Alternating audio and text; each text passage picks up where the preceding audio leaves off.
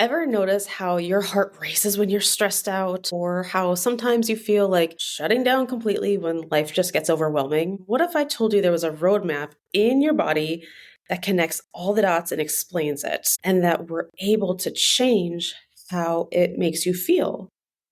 Well, that is the vagus nerve. It connects all the dots to how we feel physically, mentally. And today we are going to talk about the vagus nerve, but specifically the polyvagal theory and how it shows up in your life. So, hi, I'm Emily, and it starts at Vegas, where we dive into natural ways to help calm our anxiety and stress with the vagus nerve. And today's episode is all about the polyvagal theory and how to recognize it when we're dysregulated. We're going to talk about the signs that you're in that fight or flight or shutdown mode, and then simple practical ways to shift back into that calm, connected, happy, want to go meet people kind of state of mind. First off, what is the polyvagal theory? Well, let's break this down. The word poly means many and vagal means vagus. So the polyvagal theory talks about the many pathways that the vagus nerve takes, and it explains how our nervous system responds to stress and safety. So we're going to start thinking out how it looks like with traffic lights. One pathway of the vagus nerve is called the ventral, and that is your calm and connected state of mind. We're going to see it as the green light of emotional and physical regulation.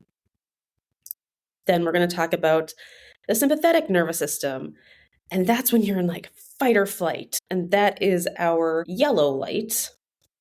And then the dorsal vagal part of the vagus nerve, that's the red light, where we just shut down. And so, like I said, ventral, that means more front, and dorsal means back. And the way that I like to remember it is for the dorsal part, the back part, when that is signaling and going off, we take a quote unquote back seat to life.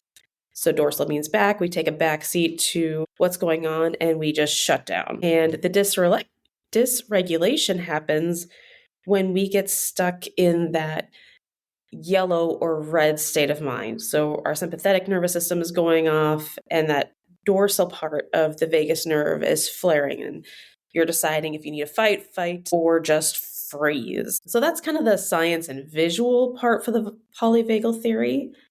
But I want you to be able to recognize which one you're in so that you can apply it to your life. So that's where it brings us into the signs of dysregulation and what that could look like. So with the fight or flight symptoms, that is the yellow part of the traffic light, you're going to feel more anxious, irritable, kind of restless, or even possibly hyper focused on something. Your heart's going to race and you're on that edge. So you're edgy, you're more sensitive to the littler things because you're already sensitive. It's aware that something's going on. And so it's more sensitive to everything to see, ooh, is this bad or good? So that's where you can get that hyper focus where it needs to zone in on something and you just get irritable because you're on guard. So it's kind of what that would look like is if you've ever had an argument with someone and you can't stop like replaying it in your head. It just keeps going over and over and over. And that is going to remind your brain all the times of every detail that went into it. You're going to get hyper focused about what was said or how it was said. You're going to get more edgy, which will make you more anxious. And it just kind of gets you stuck in that loop. Versus if you get into that shutdown, that dorsal part, you're going to feel numb and heavy, disconnected. You want to like avoid everything. That's where everybody like shuts down, hoodie, blankets, bed. And it can feel emotionally exhausted or even feel like in a depression state. So when you just want to curl up and hide away and you don't want to people anymore. You just want to be by yourself and hiding. And that's that red light. So now what do we do when we recognize it? We're like, okay, great. I noticed that I am hiding in my bed. Now what? Well, now we kill our anxiety and stress with kindness.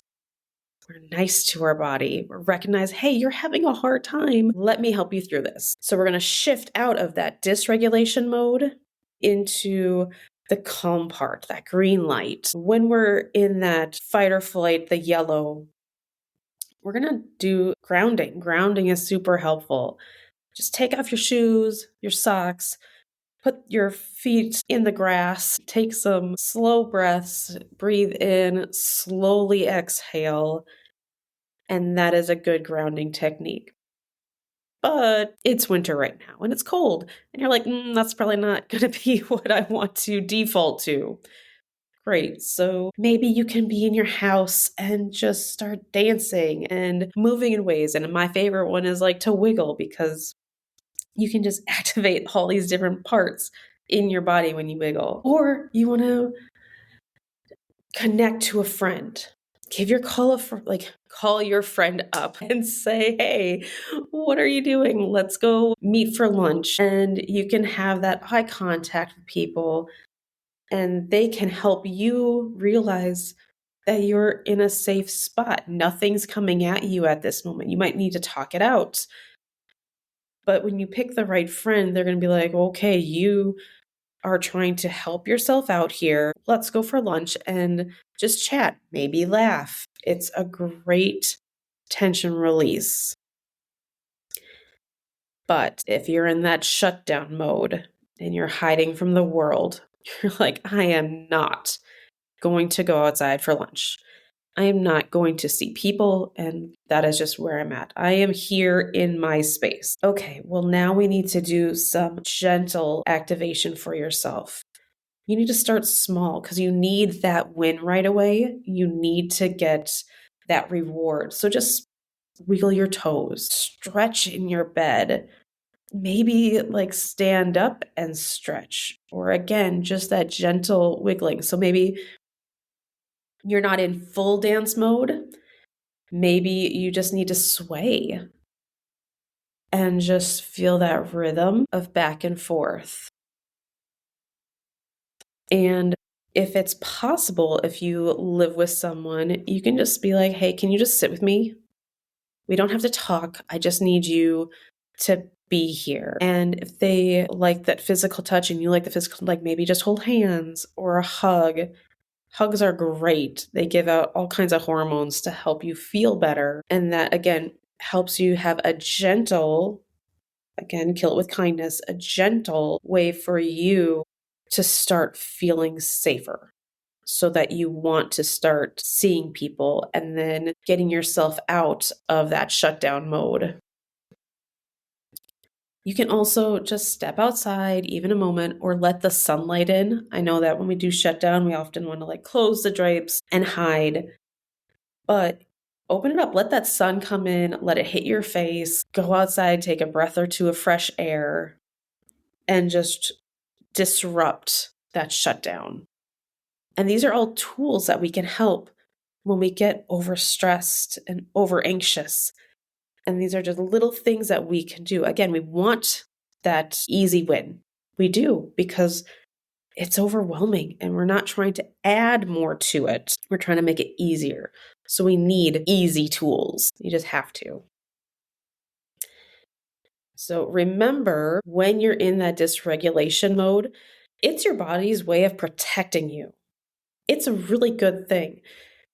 And the goal isn't to fight it. We need to recognize what's going on in our body, in physically, mentally. It's that body-mind connection. Let those bells go off. Let the bells go off and say, hey, you're in this panic mode right now. How can we do something small and easy to make it feel better? And then gently shift back into that state of safety. So start small, choose one tool that you feel like, okay, my main default is to hide in my bed. and just shut everybody out. We'll take one of these tools and say, okay, I can wiggle. I can wiggle. That's an easy thing to do. And then apply it. So have a plan, because these tend to be part of our life. We just need to learn how to, again, kill that stress with kindness. Be nice to yourself. It really does feel good once you start it. And I hope that these tools are helpful for you, and share this episode with a friend who might need it. If you know that your friend that you call for lunch, that person has high anxiety, you can say, hey, this is helping me too. And you can say, we both have stressful times or stressful lives or overwhelming moments. Share it with each other, because when you call up your friend again, they're going to start recognizing when you need that help, and vice versa. And again, it just makes that connection stronger. So thank you for spending time with me today. Remember to breathe and to do something that makes you smile. Thanks for listening to It Starts at Vegas. If you enjoyed this episode, subscribe so you don't miss what's coming next. And if you're ready to take the next step toward calm, grab my free Vegas Nerve Reset video in the show notes. It's a quick and easy way to start feeling better today. And until next time, remember, wellness starts at Vegas.